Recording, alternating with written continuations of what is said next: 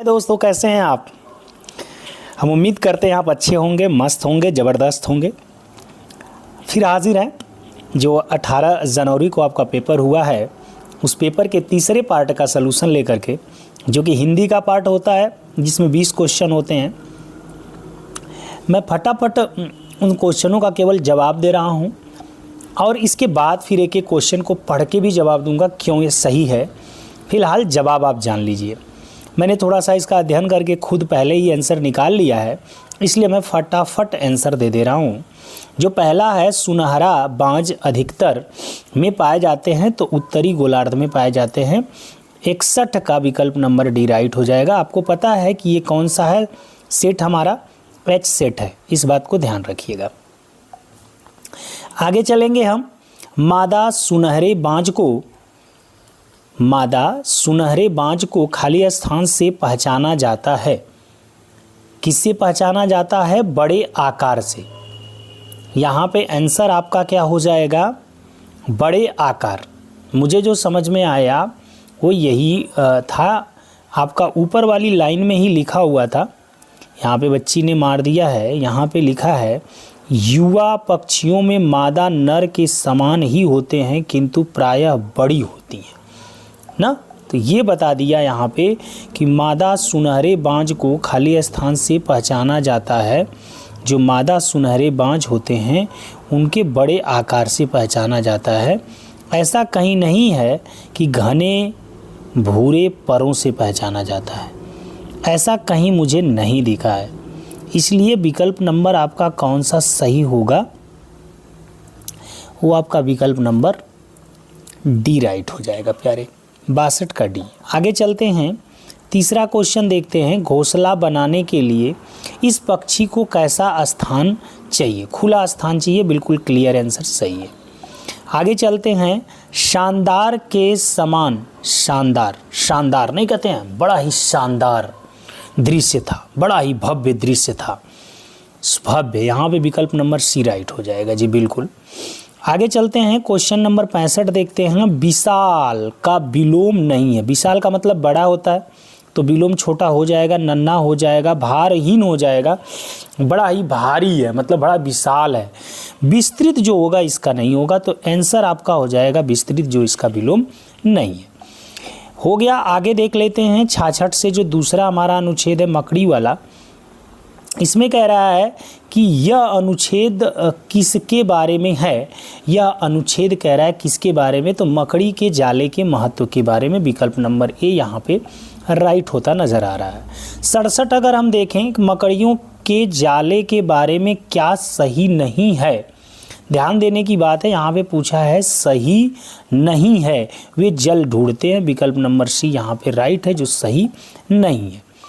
अब हम देखेंगे 68 फंसा का समानार्थी शब्द। फंसा, अगर पैराग्राफ पढ़ेंगे तो उसमें आया हुआ है कि कोई कीड़ा जाले में आया तो चिपक जाता है, मतलब फंस जाता है। तो यहाँ पे चिपका आंसर आपका विकल्प नंबर ए 68 का राइट हो जाएगा। मकड़ियाँ कैसे जान लेती हैं कि उनके जाले में कुछ फंसा हुआ है? इसका आंसर अगर आपको जानना है तो भी अनुभव करती हैं। विकल्प नंबर सी राइट हो जाएगा। आगे चले, अनुच्छेद के अंतिम वाक्य में अस्तित्व नहीं कहते हैं, तुम्हारा कोई अस्तित्व है क्या ना। अस्तित्व का मतलब होता है जीवित ना। अस्तित्व का मतलब यहाँ पे विकल्प नंबर ए राइट हो जाएगा, जीवित। सुरक्षा से मतलब यहाँ पे नहीं है। वहाँ पे लिखा है कि सचमुच जाले मकड़ियों के अस्तित्व के लिए जरूरी है, मतलब जाले जो हैं मकड़ियों को जिंदा रखने के लिए ज़रूरी है, सुरक्षा के लिए नहीं, जिंदा रखने के लिए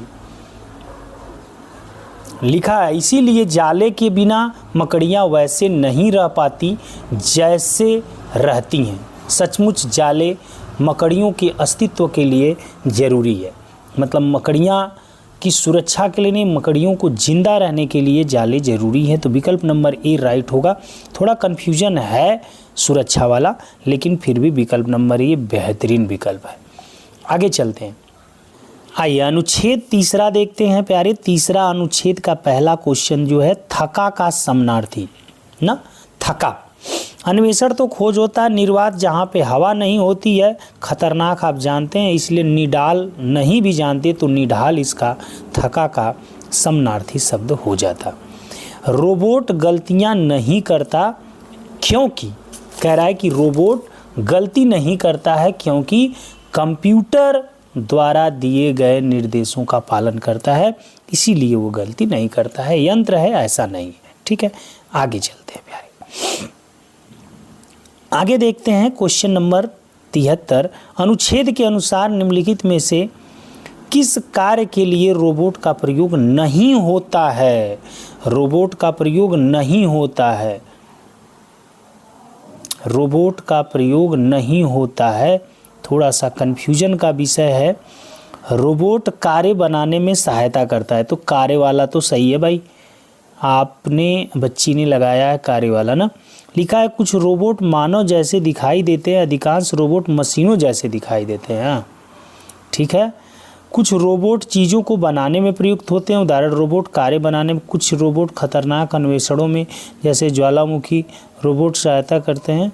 ठीक है, मुझे जितना समझ में आ रहा है कि रोबोट के बारे में कह रहा है कि रोबोट का उपयोग नहीं करता है बच्चों को पढ़ाने में। विकल्प number D is the right. ठीक है, आगे चलते हैं। विकल्प नंबर डी ध्यान से देख लीजिएगा, राइट होगा 73 का।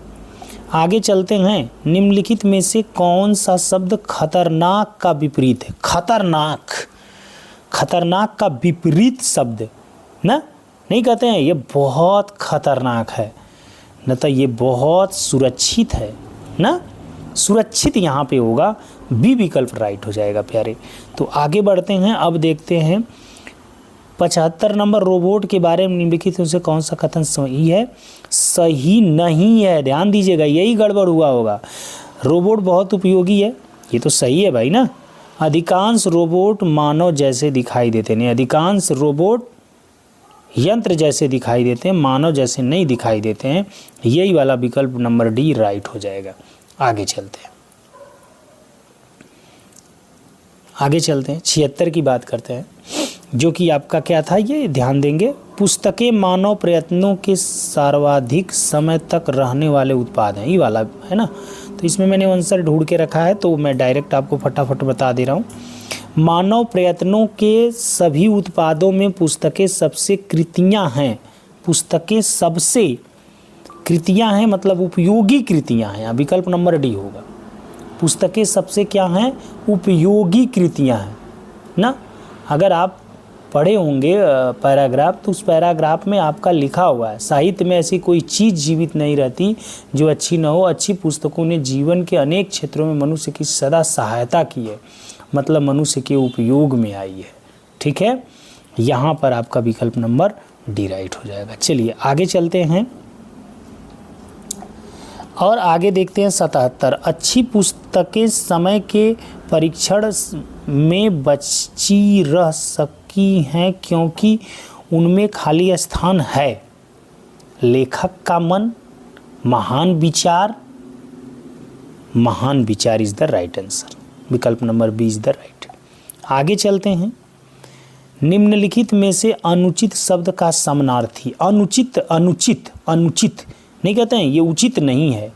उपयुक्त तो ये विपरीत हो जाएगा ना, अनुचित मतलब अनुपयुक्त। विकल्प number D is the right. आगे चलते हैं। यहाँ पे है विश्व अपनी पुस्तकों को सावधानी से संभालता है क्योंकि वे खाली स्थान हमें प्रशिक्षित करती हैं, विविध क्षेत्रों में हमारी सहायता करती हैं, समय से परी होती हैं, विविध क्षेत्रों में हमारी सहायता करते हैं। विकल्प नंबर बी ही राइट है। आगे चलते हैं। अनुच्छेद में ढहना, ढहना, ढहना का मतलब क्या होगा? बिखर जाना ना, ढह गया, बिखर गया। विकल्प number A is the right. इस प्रकार से हमने 20 क्वेश्चन आपको बताए। आपके कितने आंसर सही हैं, राइट? आप कमेंट करके बताना प्यारे। और अगर किसी क्वेश्चन पे आपको कन्फ्यूज़न हो रहा है, आपको कोई प्रॉब्लम आ रही है किसी क्वेश्चन को लेके, तो कमेंट ज़रूर करना, हम उस पर ज़रूर बात करेंगे प्यारे ना। आप अपने नंबर फटाफट कमेंट करके बताओ, फिर आपको हम बताते हैं आपकी कट ऑफ कितनी जा सकती है, कितने नंबर वाले बच्चों का सिलेक्शन 100% श्योर हो जाएगा। बहुत जल्द बता रहे हैं आपको ना। तो अभी के लिए फ़िलहाल इतना ही, नेक्स्ट क्लास मिलेंगे। जय हिंद दोस्तों।